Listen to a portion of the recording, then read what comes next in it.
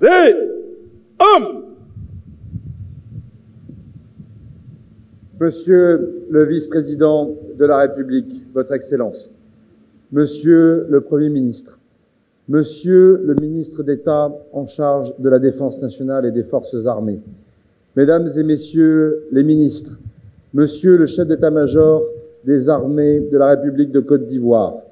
Mesdames et Messieurs les officiers généraux, Mesdames et Messieurs les ambassadeurs, officiers, sous-officiers, soldats du rang, personnel civil de ce camp. Nous le sentons bien depuis le dévoilement de l'arche et le baptême qui a été donné à ce camp, qu'il y a quelque chose d'historique, mais aussi de très émotif dans ce que nous vivons ce matin tous ensemble. Le monde change, il évolue vite, et il était évident que notre relation de défense devait, elle aussi, évoluer et reposer davantage sur l'avenir, des perspectives d'avenir face aux réalités des menaces, aux réalités de ce monde devenu complexe, encore plus complexe qu'avant sur le terrain sécuritaire. J'y reviendrai, et non pas une relation de défense qui ne s'inspirerait que du passé. Monsieur le vice-président de la République, je crois pouvoir vous dire, au nom du président de la République Emmanuel Macron, que l'esprit d'Abidjan a régné sur ce processus depuis 2022-2023, et ce, pour au moins 3 raisons dont je veux être le témoin pour m'occuper de ce dossier au nom de la République française depuis maintenant près de 3 ans.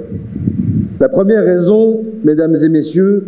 c'est que nous ne partions pas de rien. Je veux bien sûr citer la prestigieuse, la puissante Académie internationale de lutte contre le terrorisme qui a vu le jour en 2021, qui est venue répondre suite aux dramatiques attentats que vous aviez connus en 2016, que nous, Français, avions connus en 2015, venue répondre sur le terrain opérationnel, sur le terrain interministériel, sur le terrain administratif, judiciaire, militaire, aux besoins de monter en puissance, non seulement de nos forces armées, mais aussi des forces de sécurité intérieure. Cette académie, que j'aurai l'honneur de visiter de nouveau avec Monsieur le ministre d'État cet après-midi,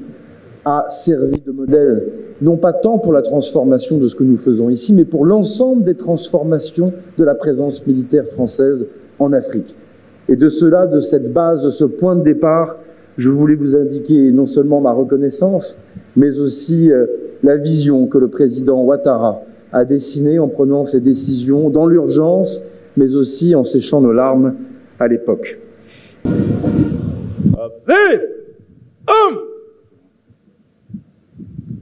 Excellence, Monsieur le vice-président de la République de Côte d'Ivoire, Excellence, Monsieur le Premier ministre, chef du gouvernement, Monsieur Sébastien Lecornu, ministre des Armées de la République française, Monsieur l'inspecteur général d'État, chers collègues du gouvernement, Excellences, Mesdames et Messieurs les ambassadeurs, Monsieur le général de corps d'armée, chef d'état-major général des armées, Monsieur le général d'armée, chef d'état-major de l'armée de terre de la République française, Monsieur le chef d'état-major d'armée et de force, Mesdames et Messieurs les officiers, généraux, officiers supérieurs, sous-officiers, chers membres de la famille du général Ouattara Thomas Dakin, honorables chefs traditionnels, distingués invités, chers amis de la presse, Mesdames et Messieurs, tous en vos rangs, grades et qualités. Mesdames et Messieurs, le 31 décembre dernier, Son Excellence le Président de la République, lors de son annonce de fin d'année, a indiqué